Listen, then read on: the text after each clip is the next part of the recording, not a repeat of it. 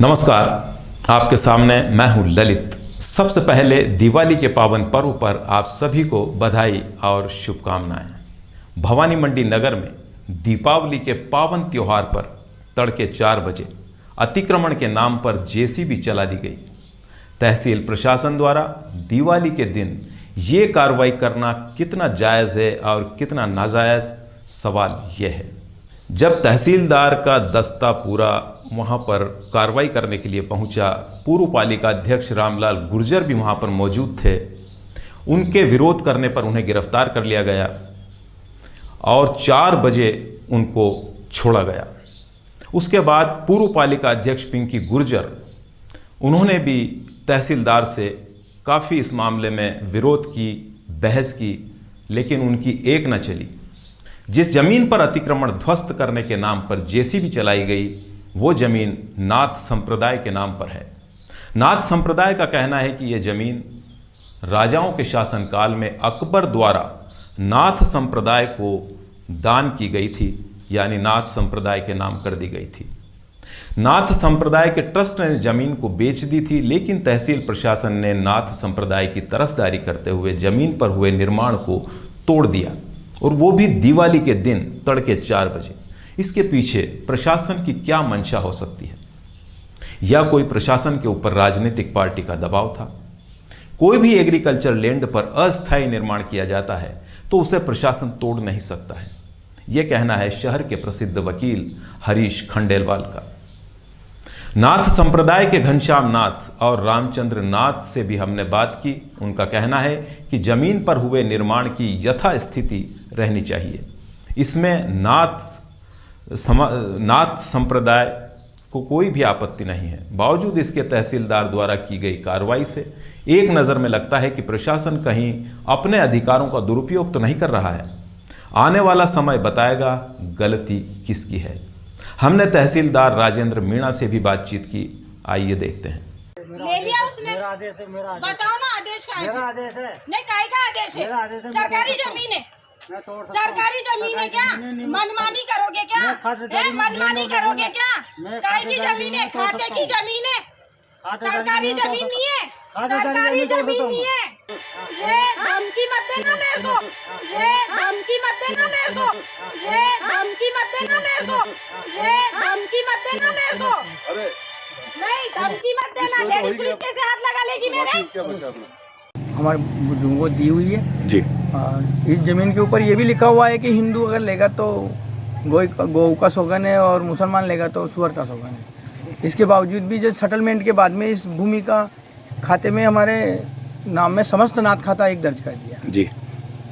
खाता दर्ज करने के बाद में फिर हमारे समाज वालों ने मिलकर इसका रजिस्ट्रेशन करवाया, संता बनाई, और संता के बाद में फिर इसका विवाद उठाया जी। क्योंकि जो नाथ संप्रदाय की भूमि है उसमें इस भूमि को हम किसी निर्माण कार्य में लगा सकें, कुछ भी कर सकें, तो इसलिए संता बनाई गई है। और इसमें ये भूमि किसी व्यवस्थित आदमी की दी हुई नहीं है, ये भूमि दरबार की दी हुई है।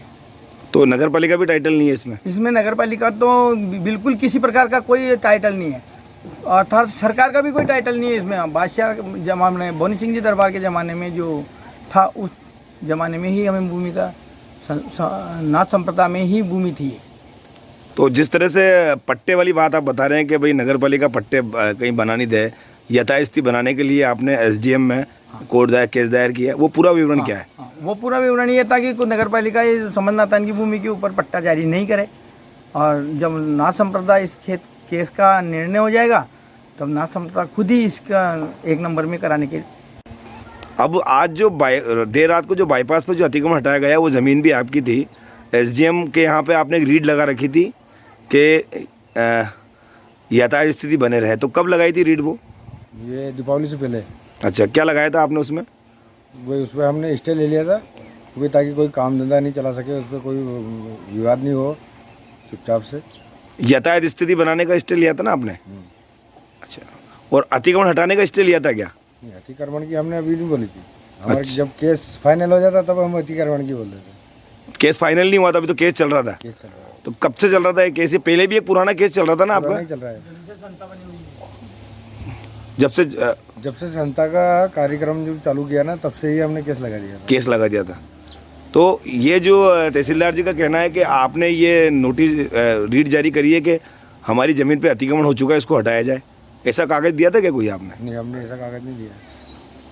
नहीं, हमने तो सिर्फ स्टे का कागज़ लिए थे। यातायात स्थिति का कागज़ लिया था आपने? समस्त नातान भूमि में जो स्टे लिया था वो यातायात स्थिति बनाने को लेकर लिया था ना? हाँ, यही लिया था ना? तो ये जो देर रात को दिवाली के दिन जो अतिक्रमण हटाया गया आपका नाम लेकर के भाई इन्होंने कहा हमें अतिक्रमण हटाने का, तो ऐसी कोई बात हुई थी क्या आपकी? नहीं, हमारी तो कोई बात ही नहीं हुई इस मामले में। पहले हमने वोट चलाया भाजपा के राज में, हमने दोस्तापूर्ण रास्ते चौड़े करे, हमने बराम तोड़े, सरकारी ज़मीनों का में तोड़ा, हम निजी ज़मीन पर किसी ने तोड़ा। निजी ज़मीन में हमने मकान बनने दिए, जब जाके भवानी मंडी आज इतना विकास दिख रहा है। और मेरी खुद की ज़मीन में 5-6 बीघा ज़मीन छोड़ के मैंने 100 फीट 160 बीघा रोड छोड़ा है। मैं अब उसमें गड्ढे करूँगा और खल्ले दूँगा, कौन आता? मेरी खुद ही खातेदार ज़मीन है। और ये मेरे भतीजे की ज़मीन थी, उन्होंने इनको बेच रखी थी, इन्होंने मकान बनाए, गरीब आदमी ने इनके मकान तोड़े। सुबह 4 बजे दोस्तापूर्ण तहसीलदार ने जो कार्रवाई करी है ये बिल्कुल गलत करी है। कई जगह ज़मीन है जहाँ नगर पालिका ने पट्टे भी दे चुके हैं, रजिस्ट्री भी हो गई है। भीमनगर, कल्याणपुरा, 10 खोली, पूरी रामटी, ये जो अभी नई कॉलोनी कटी है जुआर खाली रोड पे, 10 बीघा की कॉलोनी कट गई, बिक गई, रजिस्ट्री होगी। सरकारी ज़मीन नवदे रोड पे सरकारी ज़मीन पे कॉलोनी काट के पट्टे बन के रजिस्ट्री होगी और पार्क भी डेवलप करते सरकारी ज़मीन में। और अभी बाबा बाईपास से बाबा चौराहे जाते 2 दुकानें एक सिंधी ने बनाई है जो थोक का व्यापारी, उसका नाम नहीं ले रहा हूँ मैं। मौके पे जाके मौखिक रूप से ही बोल दिया तुम बंद कर दो। फिर उसके बाद में मैं एक बार पुलिस के जाब्ते के साथ में गया, मैं पुलिस के जाब्ते से गया तो उन्होंने वहाँ मैंने उनको बोला यानी कि आप है जो इसको निर्माण कार्य को बंद कर दो, पर वो निर्माण कार्य उन्होंने बंद नहीं करा। जो वहाँ पे जो बाजोट के पास वाला, बाजोट के पास वाला जो बिल्डिंग जो थी, हाँ 21/10 को गया था मैं पुलिस जाब्ते के साथ निर्माण कार्य बंद कर, मौका पर्चा बनाया था 21/10 को मैंने जी। इसके बाद में हमने नोटिस दिया इतनों को, नोटिस को ये आए नहीं, नोटिस दिया जी तो एक्सपार्टी कर दी इनके खिलाफ, जी एक्सपार्टी कर दी। उसके बाद मैंने एक्सपार्टी से डिसाइड कराई नहीं। सर जवाब जो आपने मांगा इनसे वो दे नहीं पाए क्या यहाँ पे? जवाब आप तो दे, जवाब तो डाक में दे गए वो जी। एक्सपार्टी के बाद में क्या होता है, एक्सपार्टी सेटिसाइड होती है जी। कोई कार्रवाई होती है ना फाइल में, तो जैसे कोई एक पक्षी कार्रवाई की तो जो एक पक्षी कार्रवाई को निरस्त करने की कार्रवाई होती है वो हमने नहीं करी जी। तो डाक में जवाब दे गए वो, तो जवाब भी हमने देख लिया पर उसमें कोई जवाब में कोई तंत्र नहीं है, क्योंकि इन्होंने इकरारनामा से ज़मीन खरीदी है जो वैलिडिटी में रखती है जी। और वो पूरी समाज की ज़मीन है, उसमें कोई एक मुखिया तो है ही नहीं। तो सर एक जानकारी में ये आया है कि सर समत नाथान जो 38 बीघा ज़मीन है उसमें एक ट्रस्ट बना के उसमें रजिस्ट्रेशन करा के वो उसके बाद उनका पहचान जो है वहाँ के अध्यक्ष और वहाँ के सचिव ने किया है, उसमें 3 पार्टियों को पहचान किया था सर। नहीं अब वो पहचान कराओ तो कराओ, उन्होंने वो इकरारनामा मुख्तारनामा को वैलिडिटी रखता ही नहीं वैसे तो जी। इकरारनामा मुख्तारनामा को वैलिडिटी नहीं रखता, अगर वो एक्सपार्टी कर दी उसके बाद उन्होंने एक्सपार्टी से डिसाइड कराएगी। सर जवाब जो आपने मांगा इनसे वो दे नहीं पाए क्या यहाँ पे? जवाब आप तो दे, जवाब तो डाक में दे गए वो जी। एक्सपार्टी के बाद में क्या होता है, एक्सपार्टी सेटिसाइड होती है जी। कोई कार्रवाई होती है ना फाइल में, तो जैसे कोई एक पक्षी कार्रवाई की तो जो एक पक्षी कार्रवाई को निरस्त करने की कार्रवाई होती है वो हमने नहीं करी जी। तो डाक में जवाब दे गए वो, तो जवाब भी हमने देख लिया पर उसमें कोई जवाब में कोई तंत्र नहीं है, क्योंकि इन्होंने इकरारनामा से ज़मीन खरीदी है जो वैलिडिटी में रखती है जी।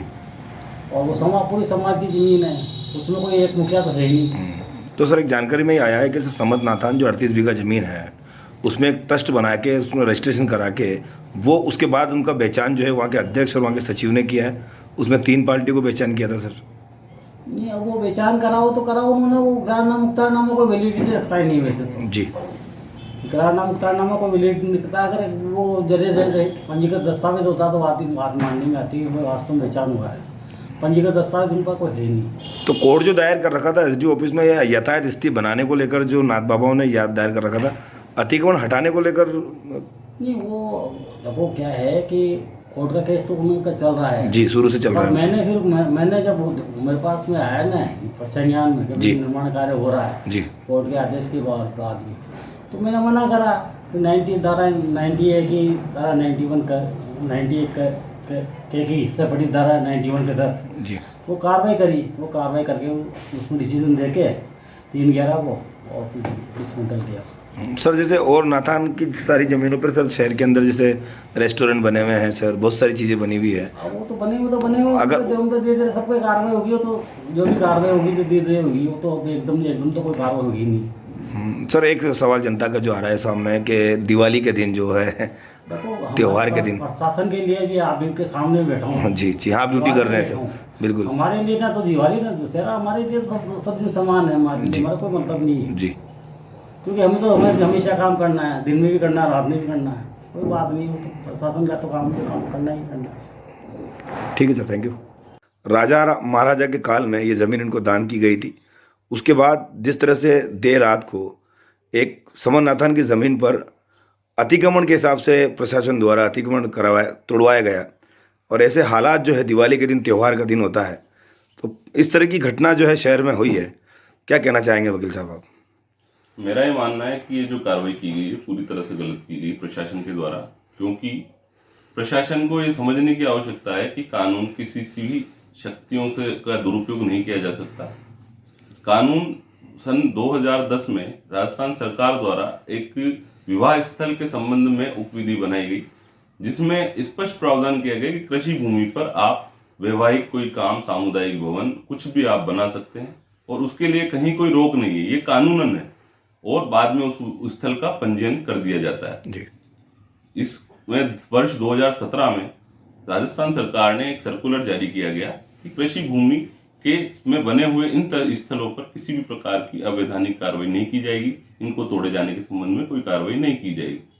2017 वाली जिस उपविधि के पश्चात जो भी कृषि भूमि पर निर्माण हो रहे हैं, जो इन स्थलों के संबंध में हो रहे हैं, वहां पर किसी प्रकार की इस तरह की अवैधानिक कार्रवाई प्रशासन के द्वारा नहीं की जा सकती। ये प्रशासन को भी जानकारी में, उसके बावजूद इस प्रकार का कार्य प्रशासन के द्वारा किसी प्राइवेट पर्सन की जमीन पर, न कि क्या नाम से जो है सरकारी जमीन थी, वो इस तरह से काम करना और इस तरह से सुबह तड़के में जाकर के और बिना नोटिस के इस तरह की कार्रवाई करना पूरी तरह से अवैधानिक है। जिन नोटिसकर्ताओं को इन्होंने जो है नोटिस दिए, वो उस स्थल के मालिक भी नहीं थे, उनको इन्होंने नोटिस दिए। इस पर मैंने लीगल नोटिस भी इन लोगों को दिया था, और इस नोटिस का न तो इन्होंने कोई जवाब दिया, और उसके बावजूद भी इन लोगों ने पर्सनल होकर के ये कार्रवाई की गई। ये सारी राजनीतिक द्वेष का कारण की गई है।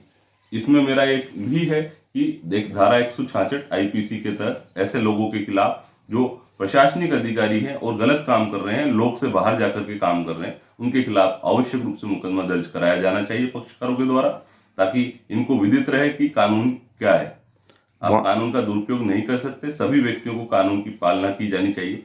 एसडीएम साहब भवानी मंडी के द्वारा इस प्रॉपर्टी पर जो नाद बाबा वाली, केवल मौके की रिकॉर्ड के संबंध में कोई स्थिति के बारे में आदेश नहीं दिया गया, केवल रिकॉर्ड की स्थिति का आदेश दिया गया, जिसको तोड़ मरोड़ कर। तो ये थी दीपावली पर खास रिपोर्ट। फिर मिलते हैं किसी और समाचार के साथ। नमस्कार।